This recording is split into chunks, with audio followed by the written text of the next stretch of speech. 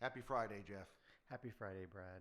Well, it's been a very eventful week. We just had several conversations dealing with new construction to bats to dealing with renovation projects, and it has been it's been a fun week, but a busy You've week. been my best friend this week. We've talked a lot. You've been my Yeah. psychologist this week. Yeah, we've been through a lot, and Send me a bill. I'm gonna need a psychologist this weekend. At least this is so. You know what we're doing the next week, Alex and I, right? What are you doing? We're gonna Schlitterbahn, her and I. Like a date? Well, it's her 40th birthday. Oh, I didn't know that. So we're going to be going to Schlitterbahn. We're going to be going and staying in the old park, and just us and no children. Okay. So we told the kids what we're doing for her birthday, and like, oh, or like, yeah, mom and I are like, what are you going to do for mom's birthday? You're doing something for mom's birthday? I'm like, yeah, kids, we're gonna go to Schlitterbahn. Alec, mom and I are going to go to Schlitterbahn. Like, oh, we're going to Schlitterbahn. Like, no, mom and I are going to Schlitterbahn. And like Donovan, it could not compute. He's like, no, where are we going to be at Schlitterbahn? And it's like, well, Donovan, you're going to be at home while we're at Schlitterbahn. Tell everybody what's so special about that park when you were a kid. Well, growing up, I spent a lot of time. I lifeguarded there. I was the youngest lifeguard. I got in by like 4 days, my birthday, by the cutoff point for age for that year, and it was a lot of fun. I used to do the boogie boarding there, and I got into the competitions, had some of the competitions. But what was craziest was in high school, I got into wrestling, and we had a wrestling meet in Dallas. On the drive back, uh, we were passing a billboard, and mom, it was mom had her, it was in her Trans Am. She like almost slammed the brakes and like went off to the side of the road. And I look up and I'm like, what's going on? She goes, no. And I'm like, mom, and she's looking at the billboard, and I looked up, and like it was me on a billboard for Schliederbad. It was crazy. And you had hair. Back when I, thank you, Brian. We got Is his mic on? No, it's not, but we can hear him. No, there's no sound. I turned his sound off because I knew he was going to. Did you get paid for that? No, I didn't even know. But it was from one of the competition days, so you had to sign waivers and stuff for it. So I mean, I have something really cool for us today, and this is a blast from the past. It's a letter from Don Johnson, OG Don Johnson, directed towards an attorney. And then it's a letter dealing with a dispute in a property. And funny enough, I think it's actually my mom's deal that was associated with it. If you look at the full paperwork, Brian's pulling it up. So let's have some fun with this. Because okay, here's the point. This is the point of this, Jeff. How you look at a letter, I think, and evaluate it. There's people write letters for many different reasons. Okay. Mm-hmm. And funny enough, the reason I brought the letter this week and really wanted to do this is because I also had to deal with another letter today surrounding another issue. And that letter, because it was well written, because it was convincing and strong, but not offensive and not emotional, I believe was able to procure a result that was good for our client. Very good. We were able to negotiate through a pretty complicated issue. I've learned this week that tone matters in an email. You can feel it. Yeah. And there's a lot that goes in. There's a lot of depth that goes into letters. And in our world today, most things are verbal. It's not. I don't feel like people really put as much thought into writing. Texting is kind of taking it down to like you text a point, not a letter. And this is an example of a letter. Why don't you read it, Jeff? I'd like to hear your tone. I want some fun on this. We won't have to do all the details on it, but Let me see the fonts. so can you see it? I can make it larger, but Make it a little larger. a little larger for you. Okay, here we go. Jeff's going blind. Yeah, I am. Sorry.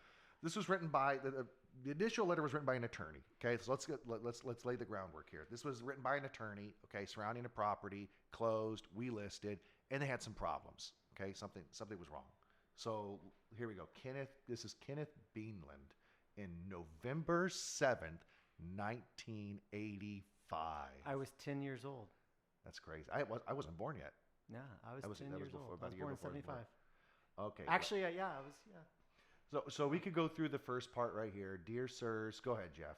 All right, dear sirs, please be advised that I am an attorney representing Larry and Valeria. Valeria Clark in the connection with the above described real estate. And I guess it was Kings Meadow. As I believe your records will reflect, an earnest money contract was prepared and thereafter a deed furnished to my clients in December of 1984. We now learn that are serious foundation problems with that residence, and the slab upon which is the residence that was constructed has broken, ooh, resulting in many cracks and shearing in the structure. More particularly, the defects in this property can be listed as follows. So he summarizes these issues, and there's quite a few of them, and this is looking pretty tough. I mean, this is very specific issues, very specific problems, and he goes into talking about the damages, the information. He says we had knowledge of these defects in connection with this, both home equity, which I think was related to the seller, and us. And then they want the cost $20K, an alternative theory recovery. So it goes through their position, DTPA, that we hid these issues for them. I mean, this is a pretty strong letter. It looks pretty. Like, I got this. I'd be like, okay, I got to put on my boots and do some work. There's a lot to this. Yeah. Okay, now we go down to the words of Don Johnson. And I the way he writes in his style is, I really... You read it as your grandfather. I'll read it.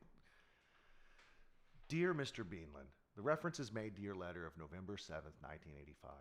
So he starts with an apology. We're sorry to hear the foundation problems that you pointed out in your letter. However, after reviewing our records, it is apparent. He doesn't say they're wrong. He says it's apparent that all information was not available to you when you wrote your letters, since the inference is made that we misrepresented the property, when in fact the foundation problem was brought to the attention of the buyers prior to closing.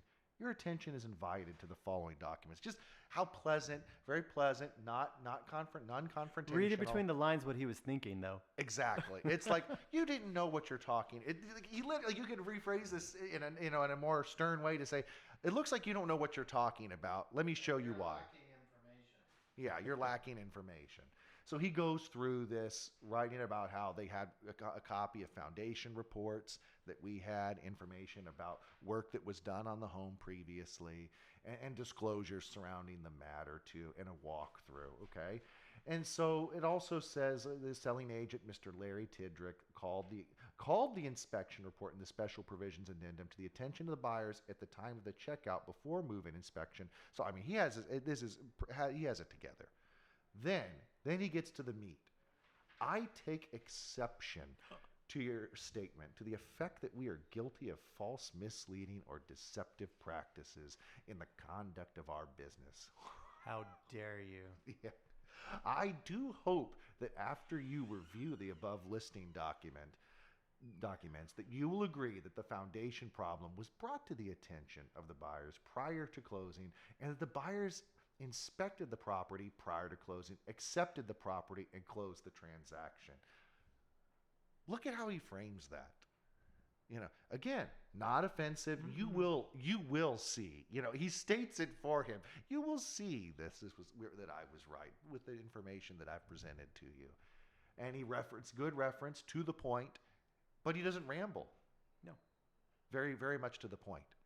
Pointing out the facts, not offensively, polite, very polite, the framing. And you could feel, obviously Grandpa was smart, but I mean, you could see through his writing how intelligent he was. There's a lot going on in this. Note the copy, he references them.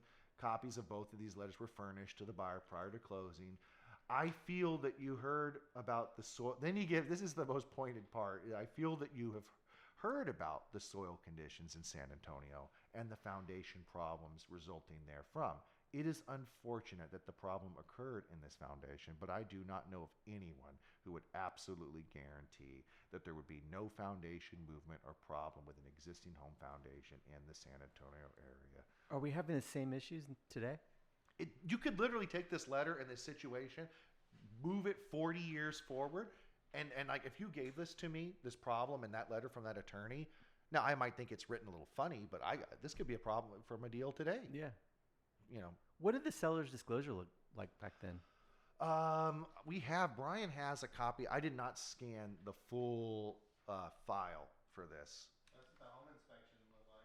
They had an inspection One report. or two pages? The contract's one page at that time, essentially. Handwritten. Legal. Well, I think it's earnest money contract in there, or is it one page or more now? one page front and back One page legal front and for back. an assumption of loan earnest money contract. Yeah. So back then, they were assuming the loan going back and forth pretty common because in the 80s interest rates increased, so the previous interest rate was quite valuable. Savings and loan card. Yeah, so kind of similar to now. Funny enough, I mean, there's a lot of similarity with this. What? Okay, when you read that, Jeff, with your experience in business, like, what's your takeaway from the tone and the way he wrote on that?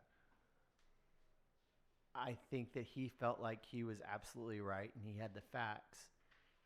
And he felt that the other party did not know what was going on. And he had to point that out in a nice way. Yeah, Yeah. and it worked out. They dropped it, Yeah. by the way. The thing about that is that he didn't call the guy a liar or accuse him of lying. He essentially drew to attention saying, "Hey, with this information, You may not have it. Or you may not have it. or It you gave might him not a have grace. known. It gave him a graceful way out. Yeah, Okay. Now that we're in receipt of the information that you have, we drop our claim. Versus saying, just pointing fingers and saying, no. It was a. it's hey, not It confrontational. wasn't a confrontation. It's amicable. It was an inviting. Respectful. Well, here's the information you'll need to, and giving him an out. This is so timely for what's going on in my life. It's You funny. know what I'm talking about. Exactly. Anyway, there's a lot of overlap because I mean, we literally dealt with writing a very, a letter for another matter that we've discussed, and your matter we're dealing with writing and how to appropriately manage challenging conversations and situations. I'm very careful with my words. So careful that I typed out what I wanted to say, and I had to put it through chat to clean it up, make it more professional, and then edit that again to make sure that it's what we really want to say with the right tone. And he never said he's wrong. He never called out, tried to be pointed in his remarks. He gave him, I think Brian had a really good point on that. He actually armed him with a way to leave this matter and to get out without, to sidestep being embarrassed. Oh, you didn't have the information in front. Obviously, you didn't have it and such. So he could take that, tell the client. With this context, we don't have a problem. Yes, with that information. Yeah, with so this context, we take exception to your claim and say and respectfully decline. That's generally how you go about it on those scenarios, especially on DTPA claims. Well, the other element of this too is like, okay, how compared to modern writing today with agents' problems, when you have an issue that has to go to writing and be documented, I think that one of the biggest problems people face is they get very verbose when they're angry. When emotion enters, they get verbose, and it loses efficacy because you can't even read it all. I mean, it's hard to read a highly emotional letter. You're just looking for the points. You start skipping sentences, yeah. So the ability to reflect, and this was typed too, which is even crazier to think. And funny enough, I think that IBM typewriter we have back there is what Grandpa used back in the day. What happened? They dropped it. They dropped it? Yeah. After that letter? According to Dad, I asked him about it because I think Mom was actually She's the agent. Yeah. She was the agent. My mom was the agent. Funny enough, on that, where this whole thing came to be, they dropped it. Yeah. Wow. Was my understanding. So interesting piece of history, guys, to see people working Mom through. would have been pregnant with you at this time. Yeah, that's a weird thought. Well, yeah, because you and I are 10 years apart. Well, I was born was in 10. April, and this is in November of '85. My birthday's in October. Crazy, pretty crazy.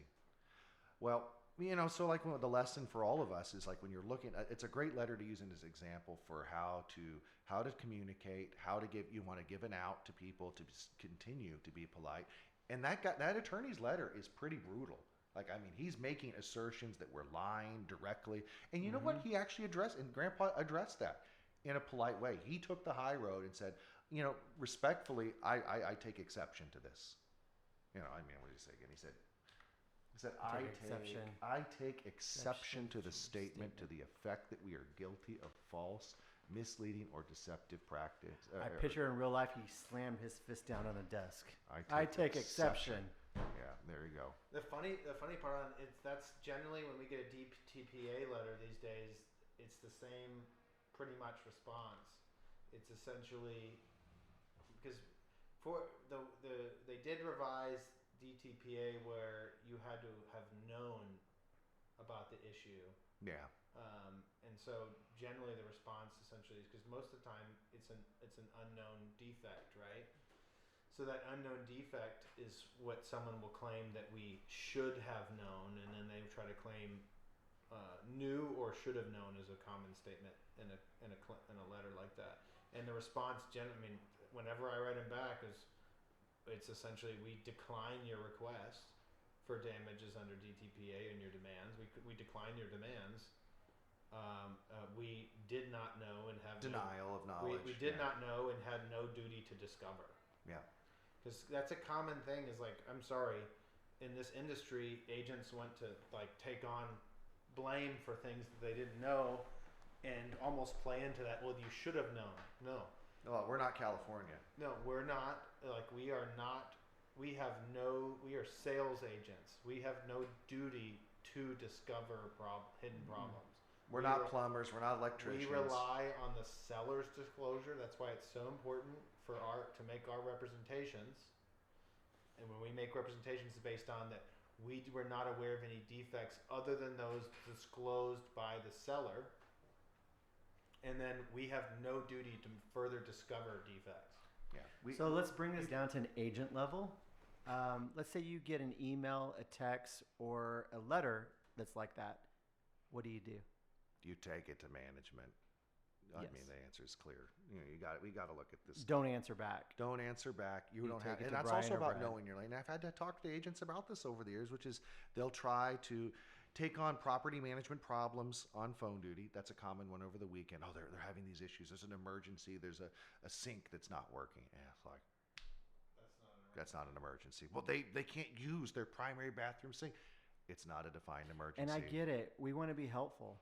but but- we got to stay in our lane. Yeah. Exactly. Well, interesting, cool little talk, guys. This was fun, short and sweet. I'm starting to post clips. Laura's been pretty cool, and she's been putting clips together. I saw the one with the dynamic duo today. Cool. I thought it was cool. Get on my Glad you liked antenna. it. Nice. All right. Love you guys. I'll see you. Thank you. Have a good weekend.